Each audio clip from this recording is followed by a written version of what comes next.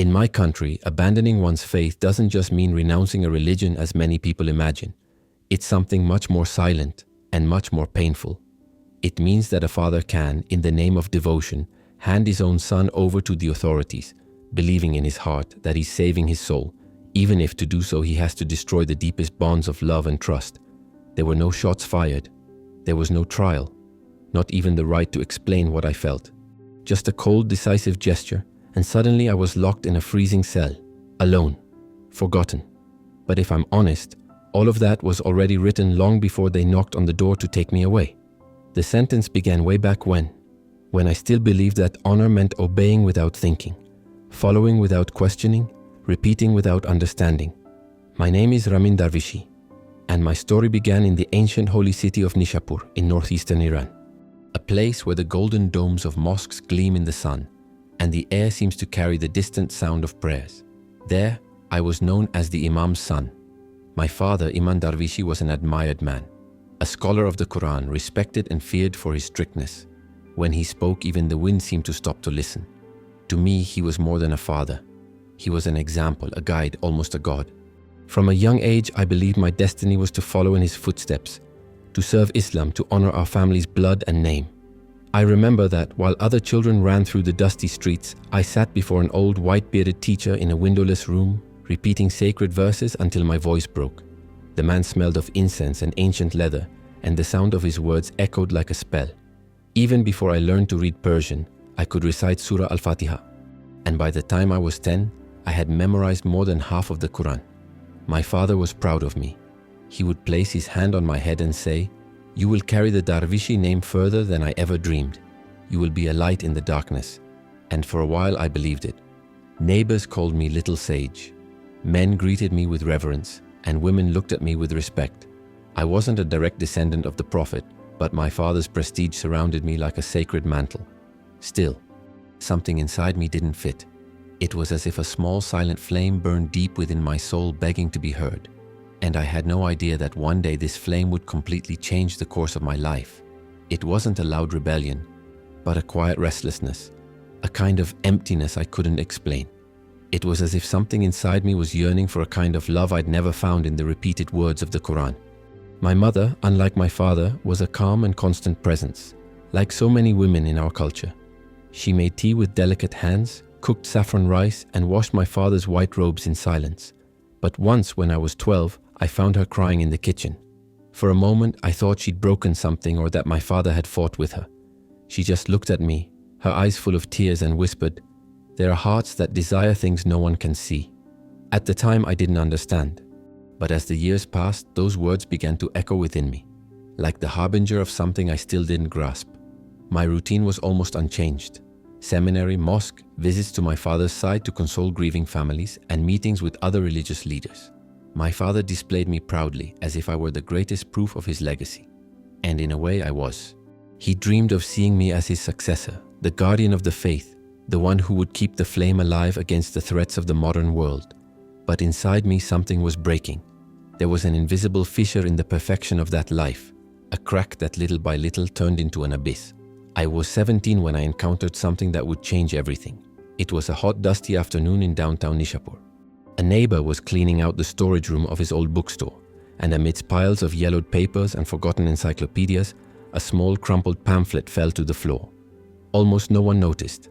Curious, I bent down and read the cover. Words of Isa al-Masih. It wasn't an Islamic book nor a political pamphlet.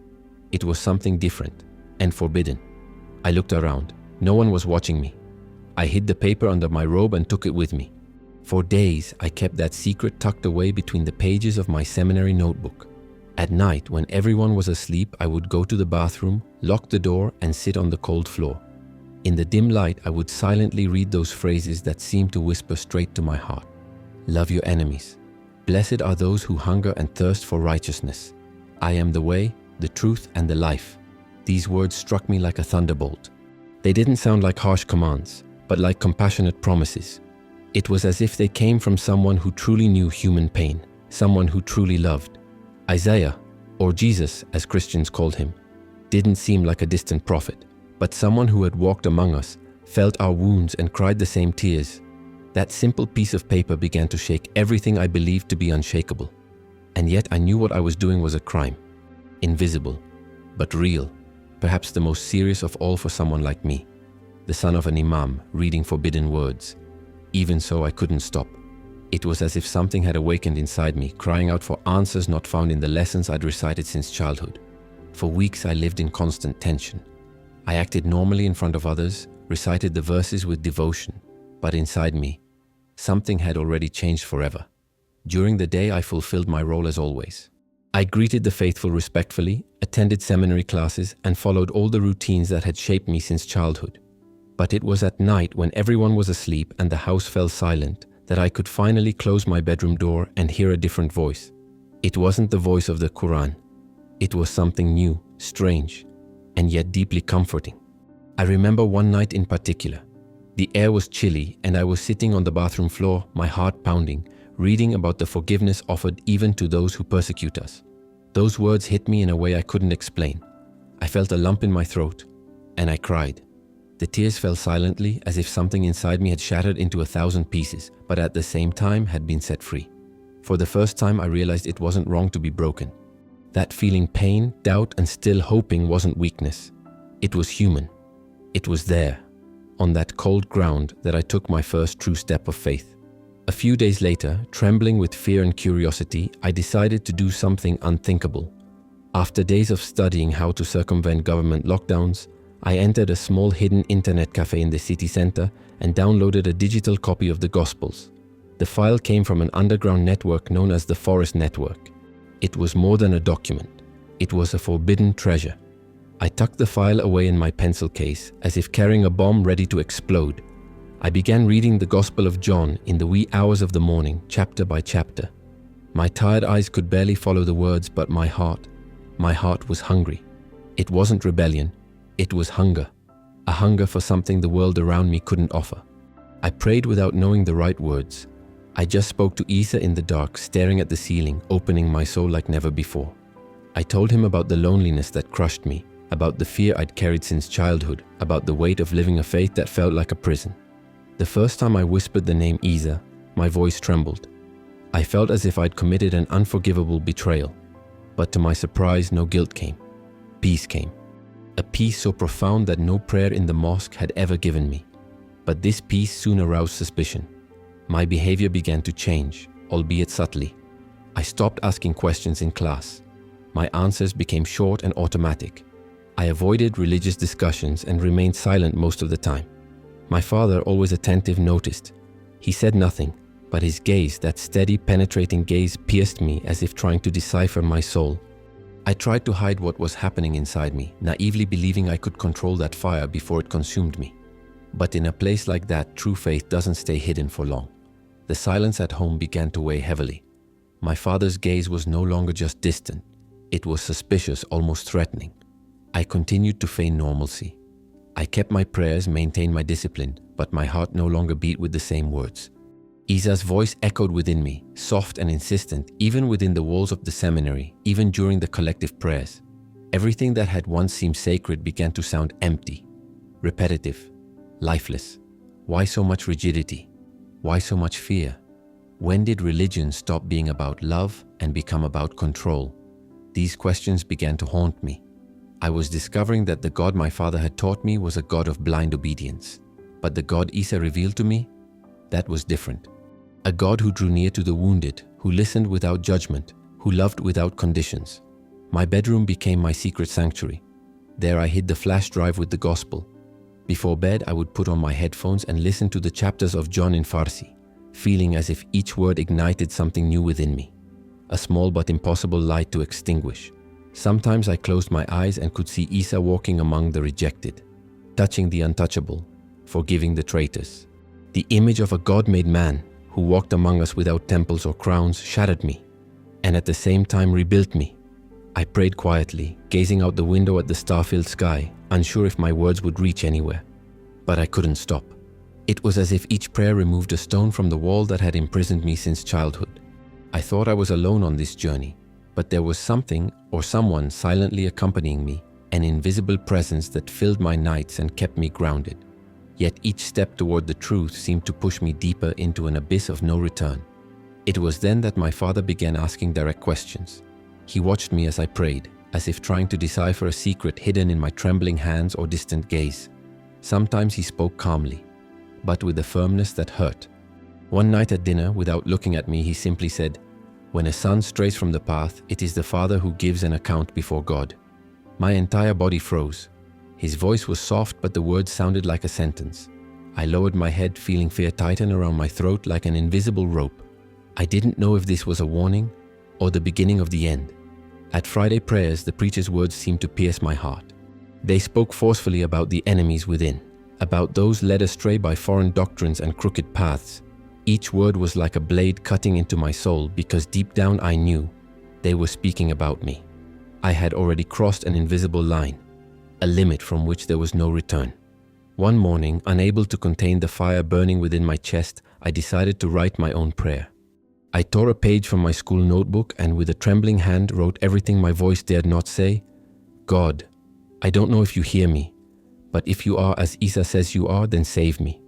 Not from my enemies, but from myself, from fear, lies, and silence." That piece of paper was the most sacred secret of my life. It was my confession, my cry, my stifled scream. A few days later, my father found it. He said nothing. He simply left the folded sheet on my pillow and closed the bedroom door. Slowly, silently. In that moment, I understood that the time for hiding who I truly was over. It was a warm spring afternoon. The scent of incense mingled with the aroma of lamb roasting in the kitchen, while in the distance, the call to prayer echoed through the city. Outside, everything seemed the same, but inside, chaos roared. I sat in the living room next to my father, my mother, and my two younger brothers. Everyone was there together, and yet it felt like an abyss separated us. I listened without hearing, ate without tasting, breathed without faith. I knew something inside me had broken forever. That sheet of paper, that simple, hastily written prayer had become a sentence, a flame that burned away the last of my innocence.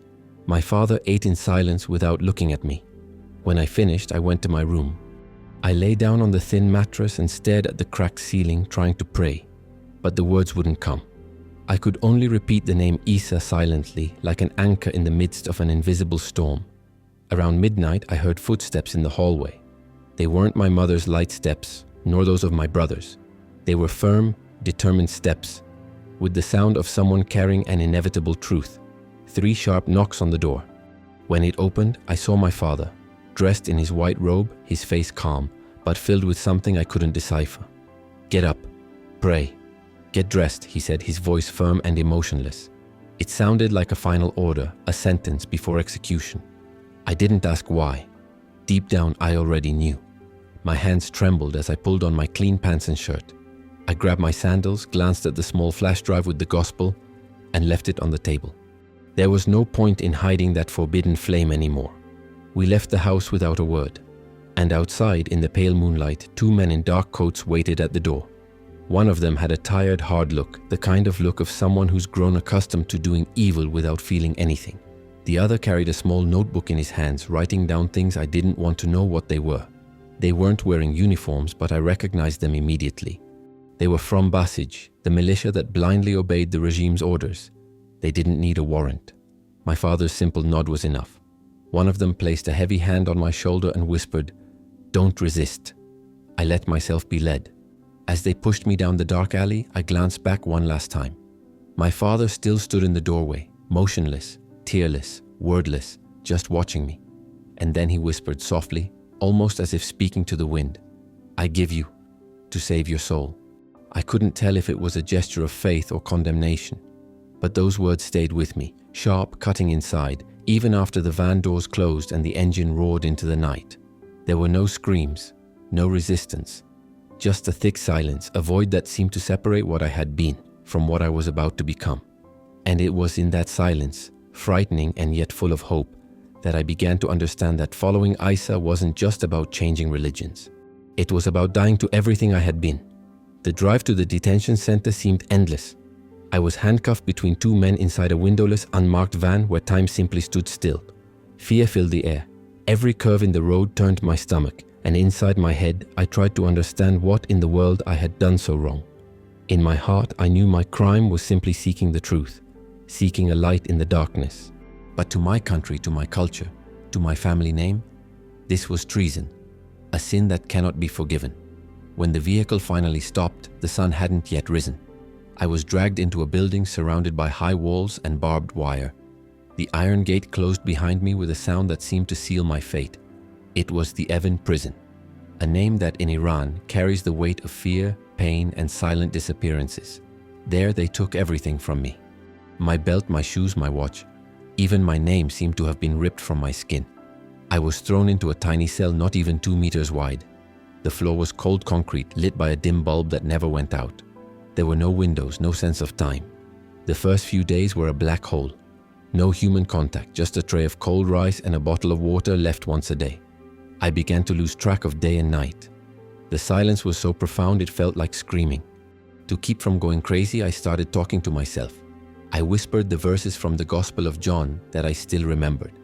Each word was a desperate attempt to hold my mind together before it shattered. In this world you will have tribulation, but be of good cheer. I have overcome the world. That phrase echoed in my head like a promise. It was the only solace in that abyss of loneliness. On the 4th day, the first interrogation came. They blindfolded me and led me down a damp corridor where the musty smell seemed to seep into my bones. I sat across from a man who didn't introduce himself. His voice was cold, calculated, almost lifeless. Do you have contact with foreign Christians? Do you know enemies of Islam? Do you believe that Isa is greater than Muhammad? I remained silent, not out of courage, but out of fear. Any word could be used to hurt someone I loved. He sighed and said, "We have time." And the game began. Over the next few days, the interrogations became routine. Sometimes short and violent, sometimes long and silent, as if fear itself were an invisible weapon. Sometimes they changed tactics. They offered a cigarette, a cup of tea, a slightly softer blanket, all in exchange for cooperation. But I had nothing to offer. I wasn't part of any network. I didn't know any leaders. I didn't preach in secret. I just wanted to understand my faith, one step at a time. The nights were the worst. The lit lamp kept me from sleeping. The cold floor punished my body, and my mind whirled between memories and doubts. I thought about Isa, how he too was arrested, unfairly judged, humiliated in silence, and somehow that made me resist. Often, I would close my eyes and see my father's face. Sometimes I felt anger toward him, a silent, bitter anger for having given me up. Other times I tried to understand what lay behind that heavy gaze, that silence that had haunted me until then. Perhaps deep down he still believed he was saving me. But deep down I knew I was already a source of shame to him. A son who, in the eyes of the community, had died right there, on the floor of his own home. On the 7th day, the tone of the threats changed. "We know there are other young people like you. We want names, places." I had nothing to say. There was no one. I had found the gospel alone, and Isa had found me alone too. And if that was a crime, I was willing to pay the price without involving anyone else. There was a night when anguish overcame me. I threw myself onto the cold floor of my cell and silently prayed for this exhaustion to end, for me to simply never wake up again. But in the midst of that despair, a memory reached me. It was a phrase I had read at home in a moment of hope. He came to his own, and his own did not receive him. Yet to all who did receive him, he gave the right to become children of God. In that moment, something inside me lit up. I realized no one could take this away from me. I wasn't just a prisoner of Iran. I was the son of an invisible king, protected by a force no prison could contain. Evin Prison wasn't just a concrete building. It was an echoless hole, where time stood still and hope seemed to evaporate. But even there, at the bottom of that abyss, Isa's voice still found me, like a beacon in the midst of a storm. They say the human body can adapt to almost anything, but in that place, the limits of endurance were mercilessly tested. After 10 days of total isolation, the so-called intensive correction sessions began, a fancy name to mask what, in practice, was torture. They took me to a small cold room lit by a single bulb hanging from the ceiling. The light cast uneasy shadows on the walls. In the center, an iron chair fixed to the floor waited for me like a silent judge. It was there that the interrogations stopped being just questions and became something much more cruel. At first, the orders were simple and inhumane. Stand for hours, unable to move, unable to speak. Every second felt like an eternity. Then came the shoving, the shouting, the mind games.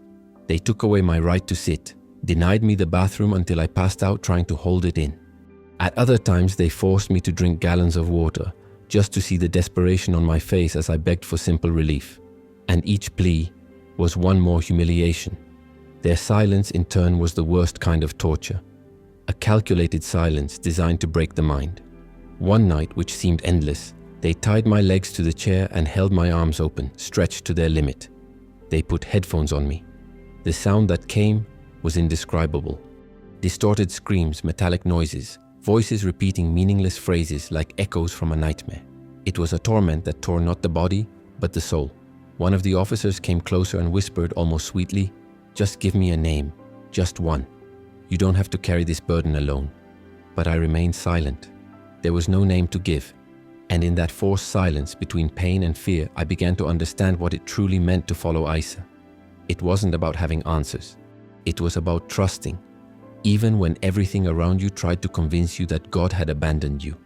I had no names to give, no secret networks to betray. All I carried was a story, a faith I was still learning to understand, and a God who at times seemed to be receding with each passing second.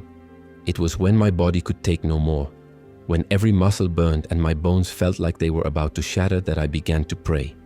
They weren't pretty prayers nor rehearsed words. They were moans, broken thoughts, barely audible whispers. "Lord, I'm here. If you exist, don't abandon me. If you see me, hold my mind, because my body can't take it anymore." I didn't feel anything concrete, but somehow something was happening. The simple idea of talking to someone, even someone invisible, kept me alive. It was like a small flame lingering within the darkness. One morning, they woke me up with kicks and punches. Without saying a word, they dragged me into the courtyard and poured buckets of ice water over my head. They made me carry bricks back and forth for hours. As I stumbled, trying not to fall, one of the guards said with eerie calm, "That Jesus of yours doesn't seem very useful." Without thinking, I replied with what strength I had left. "He didn't come to free me from here. He came to make sure I'm never alone." It was the first time I'd spoken openly about my faith in front of them. And from that moment on, everything changed. They realized I wouldn't be easily broken. And so they began to attack in a different way. They began to play with my emotions. They showed me photos of my family, my mother in the kitchen, my brothers smiling on a school trip, and said my father had already collaborated with them, that he had decided my fate. I didn't know if it was true. And this doubt was the worst torture of all. Not knowing if my family still loved me, or if they already considered me a traitor, a living dead. Then something even more cruel happened. They began to torture me with the smell. Yes, with the smell. They poured chemicals on the cell floor. The air became thick, toxic, burning my eyes and throat. I tried to breathe, but the air felt like a knife. For hours I would suffocate, begging for some fresh air. When they finally took me out and put me in a clean cell, they said, "See what happens when you don't cooperate?" My body shook uncontrollably. Sometimes I lost all movement. I urinated unintentionally without feeling ashamed, not out of fear, but out of exhaustion. By the time the 20th day arrived, I was no longer the same. My bones protruded through my thin skin, and my legs barely held me up. I dragged myself to the bathroom, leaning against the cold walls that sometimes seemed to whisper things only I could hear. The bright lights in the cell made me see shadows, shapes that disappeared when I blinked. Isa began appearing in my dreams. Sometimes he spoke to me firmly, other times he just looked at me silently, but he was always there. One night I saw him sitting in the corner of the cell, his eyes fixed on me. He said nothing. He just stood there. When I woke up, I realized I had been crying in my sleep, and strangely, I felt peace. The nights were worse than the days. Once, they placed me in front of a mirror. They told me to repeat what they wanted to hear. I betrayed my faith. I betrayed my father. I betrayed my country. I refused. Each refusal was followed by a punch to the gut, and each blow doubled over me inside. But what truly destroyed me wasn't the blows. It was when they left me there alone, staring at my own eyes in the reflection of the cold glass. In that silence, looking at myself, thin, dirty, unrecognizable, I realized I was no longer the same man who had walked in. And for the first time, I understood what Isa meant when she talked about dying to yourself. Because there, in that mirror, I saw the old me disappear. I no longer recognized myself. That reflected image, thin, tired, emptied, hurt more than any blow. But for some reason I couldn't explain. Something inside me still resisted. Every morning I clung to a single verse, like someone holding onto a rope in the middle of an abyss. Blessed are those who are persecuted for righteousness' sake. I repeated it softly over and over like a sacred hymn, as if those words were my last breath. Even when my flesh burned and my bones ached, my spirit continued to pray. It was this faith amidst that hell-called Evan prison that kept my soul alive. Suddenly, without warning, they transferred me to another place. It was a grey morning, and I could barely stand because of the pain in my back. The cell door opened with a long creak, and one of the guards yelled at me to grab my things. I had nothing. I just dragged myself out, stumbling down the narrow corridor that seemed to descend ever deeper. The air was heavy, humid, difficult to breathe, as if even air had given up on existing there. They placed me in a cell even smaller than the previous one. No windows, no crack of natural light. Only a single light bulb hung from the ceiling, flickering, threatening to go out. The floor was cold, raw concrete, and the stained walls seemed to carry the stories of those who had never left. In a corner, a rusty bucket served as a toilet. There was no bed, no mattress, just an old moldy blanket thrown on the floor. When the door closed behind me, I felt time stand still. Inside, there were no days or nights, hours or minutes, only slow breaths and thoughts multiplying in the darkness. For the first 2 days, absolute silence reigned. No one called me. No one spoke to me. Once a day, they left a cold, tasteless dish. The same one, always the same one. I began talking to myself, not out of madness, but so I wouldn't forget the sound of my own voice. I whispered slowly, almost breathlessly, "Farid Hosseini, son of Amir, you are still alive. You are still here." It was my way of remembering that I was still human, a thread of identity amidst the void. But confinement began to erode my mind.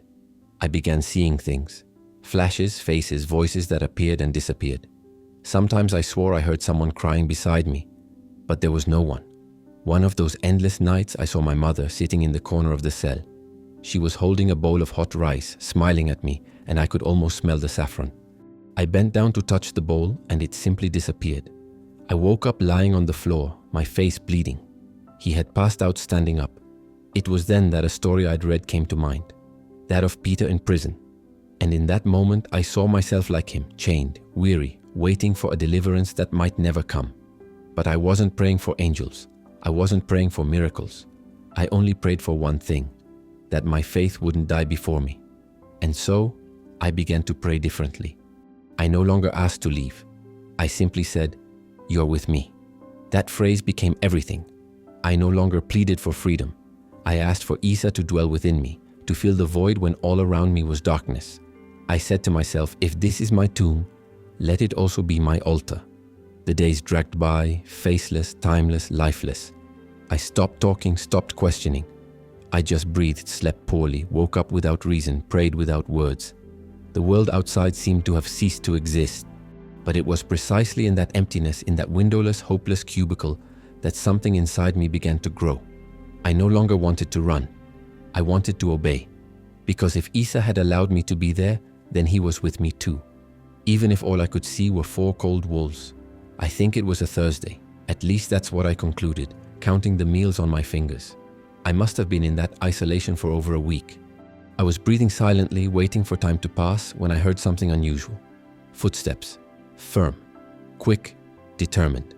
The sound echoed in the hallway, breaking the silence of days. The iron door opened with a bang, and the pale light of the hallway blinded me for a moment. 2 men entered without saying a word. They simply told me to get up. My legs wouldn't budge. I had to lean against the wall to keep from falling. One of them thrust a clean set of clothes into my hands. And for an instant, something in the air shifted. I didn't know what would come next. But deep inside, I sensed this wasn't just a transfer. It was the beginning of something I didn't yet understand. Something Isa was about to show me. The pants were simple, the shirt white, the sandals worn. Ordinary clothes, not a prisoner's uniform. When they handed it to me for a moment, I thought it was another psychological trap. But no, they escorted me through corridors I no longer recognized. We climbed a narrow staircase, passed through a double gate, and the air changed. I smelled the sun, the smell of life. That warm, free air touched my face like something sacred. I took a deep breath and realized I'd forgotten what it was like to breathe without pain. I was led into a small room where an officer, impeccably uniformed and blank-faced, simply stared at me for a second. Without raising his head, he signed some papers, stamped them, and said dryly, "Released on parole." No explanation, no judgment, no questions, just that. They returned a small bag containing my few belongings, an empty wallet, a crumpled document, and my mother's ring. I slipped the ring on my middle finger as if sealing a silent pact, a promise that one day I would see her again in peace. Outside, a taxi was waiting for me. I didn't know who had paid the fare, nor where the help had come from, but I got in without saying a word. The driver didn't say anything the whole way, just the sound of the engine and the distant murmur of the city. I looked out the window and everything seemed unreal, as if the world had moved on without me. The mosques still towered their golden spires, the market was still full of voices and aromas, men in grey robes hurried through the streets. Everything seemed the same, but I wasn't the same anymore. When I got home, it was already night. The street was deserted and silence seemed to be waiting for me. I knocked on the door. When my mother opened it, time stood still. At first she seemed confused, then she just stared at me deeply as if seeing a ghost. No words were spoken, just a firm silent hug that said everything words couldn't. That night I slept on the cold floor of my old room, staring at the cracked ceiling. My father didn't show up. His absence said it all. In his world I was dead, I no longer existed. And yet, that very night, I felt a different kind of peace. A serenity I hadn't known since Isa found me. It was a peace that came not from freedom of the body, but from understanding of the spirit. Because in that silence I understood. True faith is not measured by what we gain, but by what we are willing to lose for the love of truth. Mashhad was still the same. Green and black flags still decorated the streets for religious ceremonies. The walls echoed with verses from the Quran, and the voices of the imams blared from the mosque's loudspeakers. Everything was as before, but I walked the same streets like a stranger. Each step was like crossing a stage where the play was still going on, but I was no longer part of the cast. My mother tried to act like her old self. She cooked my favorite meals, offered me afternoon tea, and spoke to me with a tenderness that hid concern. But there was something in her eyes, a quiet sadness, an aching knowledge that I couldn't stay there much longer. My brothers hardly spoke to me. They avoided eye contact. They hurried past me in the hallways, not out of anger, but out of fear. Fear of what my presence meant, fear of what I had become. One afternoon I found my younger brother in the backyard. He was playing with pebbles near the old well, but when he saw me, he stopped. He stared at me, unsure whether to come hug me or run away. I crouched down, smiled, and asked softly, "Do you remember me?" He didn't answer. He just nodded and ran inside. I stood there alone, feeling the warm afternoon wind and looking up at the sky. For the first time since leaving prison, I cried, not out of pain, but out of love. Because I knew that, despite everything, Isa was still with me. In that backyard, I understood that true freedom isn't about going home. Freedom is when fear loses its power to control your heart. He stared at me for a long moment, as if he wanted to say something, but the words simply wouldn't come. He just turned and ran, leaving a void between us that seemed to fill the entire house. The next day, I found a drawing above my bed, a white dove with a small twig in its beak. There were no words written on it, but I held that paper as if it were a silent prayer, a whisper of hope. I don't know if it was my brother who left it, but that gesture warmed my heart. My father, on the other hand, never looked at me again. For the first few days after I returned, he moved around the house like a stranger, avoiding all contact. Until one silent morning, as we drank coffee without exchanging a single word, he simply said, "You can't stay here anymore." There were no shouts, no arguments, just the firmness of a sentence already decided. I tried to speak to him once more. I found him in his office, organizing the books on the shelf. He said he didn't hate him, that he still loved him, that he only wanted to seek the truth. He remained silent. His hands trembled slightly as he aligned the volumes on the shelf. Before leaving, he murmured, "The truth does not destroy families." That sentence pierced me like a knife. It was pure pain, a wound that would never heal. I tried to return to college, but discovered my registration had been cancelled. For security reasons, they said. No institution would accept me. I had been officially branded, an apostate, a traitor. And little by little, all the doors closed. Even so, life, stubborn as faith, found a way. I began secretly attending a small group of believers that met on the outskirts of town. It was an underground group made up of people like me, rejected by their families, kicked out of their jobs, treated like ghosts. There, amidst weary glances and restrained smiles, I found shelter. Each of us carried a story of loss, but also of reunion. There I met an elderly man named Karim, who had spent years in prison for distributing handwritten copies of the gospel. One night he said something to me that I have never forgotten. "Son, faith is not an idea.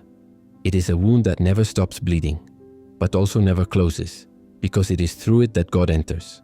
Our meetings were simple. Sometimes they took place in the darkness of an abandoned garage. No crosses, no pulpits, no music. Just wooden chairs, a lantern in the center, and tattered Bibles passed from hand to hand. Each person recited a verse from memory, and together we sought direction, comfort, and courage to carry on.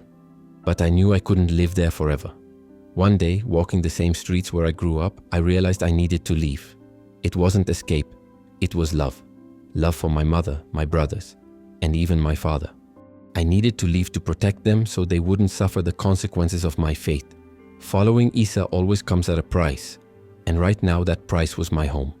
That night I sat on the edge of my bed and wrote a letter to my mother. It wasn't a dramatic goodbye, just simple heartfelt words. Thank you for giving me life. Thank you for teaching me to love. And even if I follow another path, know that it was your love that showed me the face of God. I folded the letter carefully and hid it under my pillow, like someone leaving a message for a distant soul. Then with trembling hands, I packed what little I had, a change of clothes, my mother's ring, and a small New Testament, and left without looking back. Each step felt like a cut tearing me from the past. Leaving Iran isn't simply moving to another city or country. It's crossing an invisible border that exacts a far greater price than distance. It's losing your name, your history, your identity. It's burying everything you were, and walking without knowing if you'll ever be able to return. For weeks I walked the dusty streets of Mashhad, almost always at night, with a crumpled map of the Turkish border in my pocket. The cold wind bit my face, and fear walked beside me like a faithful shadow. I have often stopped in empty alleys, and looking up at the sky whispered, "Lord, if I must leave, show me the way. But if I must stay, give me the strength to endure." There was no immediate answer. No voice, no sign. Just silence. That same silence that had once frightened me, but now seemed like the very sound of God's presence. And for the first time I understood that faith isn't about listening. It's about keeping walking even when everything seems silent. The answer came in a silent night, without words, just a look. My mother appeared in the doorway of my room. She stood there for a moment, studying the map on the bed and my tired eyes. She said nothing. She went in, left, and returned with a small bag in her hands. She placed it gently beside me. Inside were some real bills, enough for a trip, and a handkerchief I'd worn as a child. The fabric still held the scent of our home, as if it had trapped a piece of time. She took a deep breath and said, her voice breaking, "You're leaving, and I might never see you again. But I prefer to know you're alive, even if you're far away." It was there in that moment that I understood what love is in its purest form, the love that fears and lets go. The network that helped me escape was small, almost invisible. A Christian woman disguised as a spice seller in the Imam's market was the one who connected me with those who risked everything for their faith.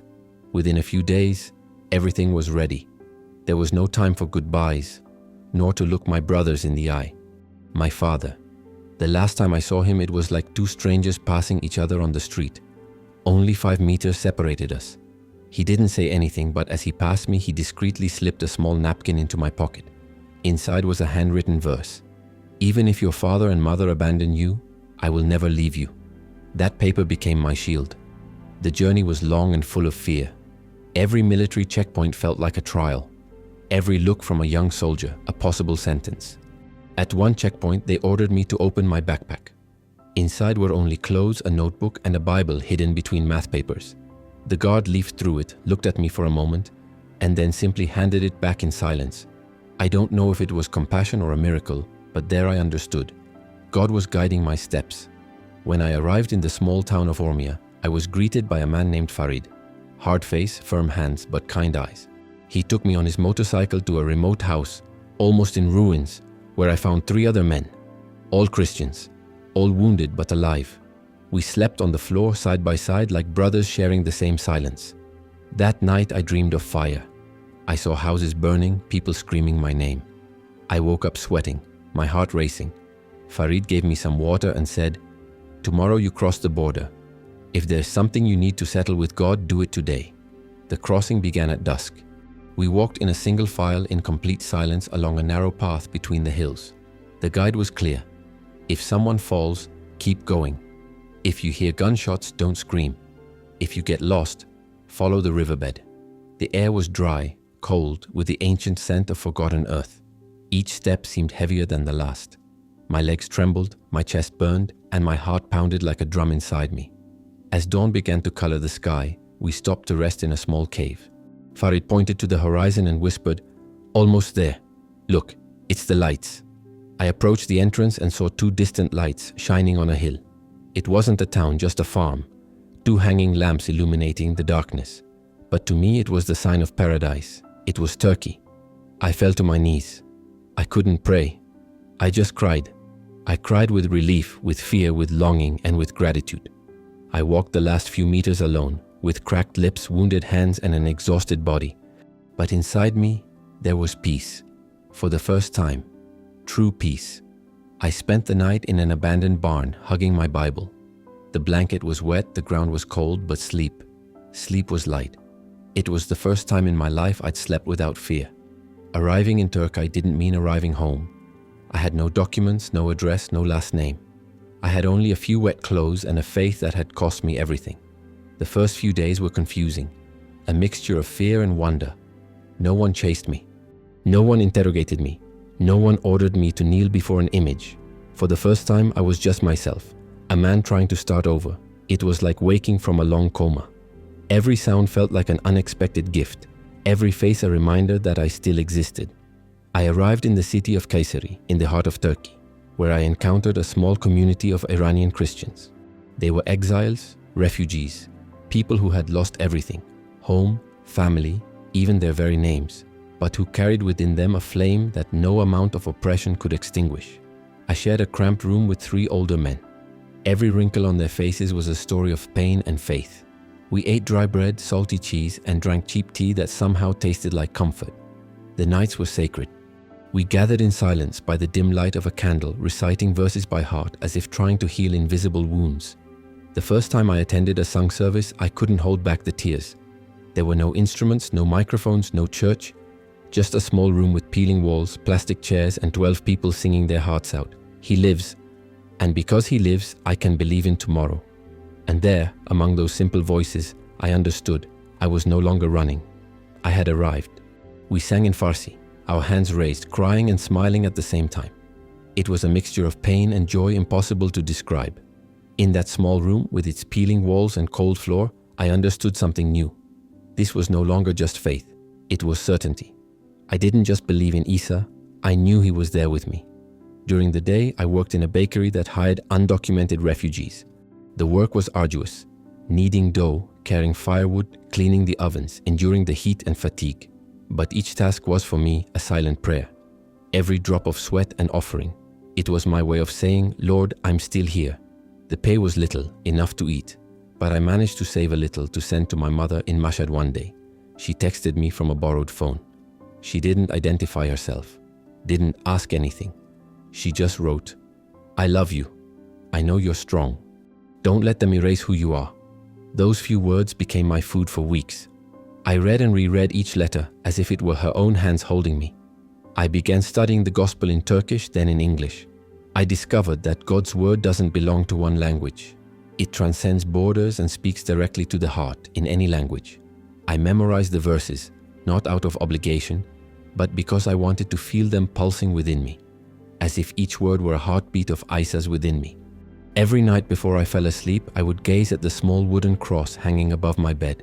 That cross, simple and worn, was my invisible home, my refuge in the midst of exile. I no longer needed gilded temples or memorized rituals. I just had to listen silently to that gentle voice within me saying, "I am your peace." It's been almost 3 years since the day I crossed the border. I live in Turkey on a temporary visa and an uncertain future that hangs over me like a constant shadow. Not every day is easy. The trauma doesn't disappear just because we sing a hymn. Sometimes it returns without warning. There are days when, walking down the street, I feel as if I were one of the prison officers of the house who were watching me from the crowd. Other times during the service, my father's stern voice echoes in my mind, a memory that still hurts but somehow strengthens me. These tears I shed so often have become part of my testimony. Because today my faith is not born of fear of hell or the pursuit of rewards. I follow Isa because he is the truth that loves, the truth that embraces even those who err, that welcomes even those who fall, and that transforms wounds into open doors to grace. Sometimes I still dream of returning to Iran. I imagine walking the streets of my childhood, smelling the bread coming out of the oven on the corner, seeing my mother's face, and saying to my father with tears in my eyes, "You gave me up to save my soul, and somehow, you succeeded. Maybe he'll never understand. Maybe he'll never accept me. But even without a place left in what I once called home, I've learned that Isa is with me. Always. He is the silent presence that fills all the voids, the love that did not abandon me, not even in the cellars of the prison, nor on the roads of the desert, nor on the nights when I cried alone. Today, if I could summarize everything I've experienced in one sentence, I would say, losing everything for Isa was the same as finally finding myself. And if you're listening to me now, tired, afraid, feeling alone, know this: there is no prison, no country, no sin that can keep his love from reaching you. I am proof of that.